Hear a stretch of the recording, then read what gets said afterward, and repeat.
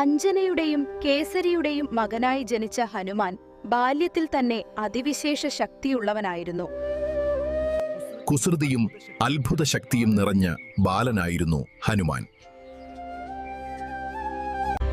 ഒരു ദിവസം വിശന്ന ഹനുമാൻ ചുവന്ന നിറത്തിൽ ഉദിക്കുന്ന സൂര്യനെ ഒരു വലിയ പഴമാണെന്ന് കരുതി. ആ പഴം തിന്നാൻ ഹനുമാൻ ആകാശത്തേക്ക് അതിവേഗത്തിൽ പറന്നു. കുഞ്ഞ് ഹനുമാന്റെ വേഗത കണ്ട് ദേവന്മാർ ഭയന്നു. ഇന്ദ്രൻ തന്റെ വജ്രായുധം ഉപയോഗിച്ച് ഹനുമാനെ തടയാൻ ശ്രമിച്ചു.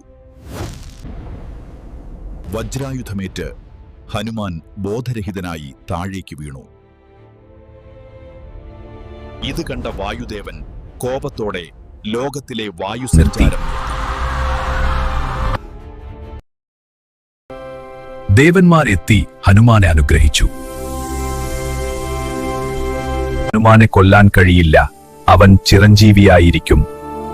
പിന്നീട് ശ്രീരാമഭക്തിയിലൂടെ ഹനുമാൻ ലോകപ്രശസ്തനായ രാമദൂതനായി.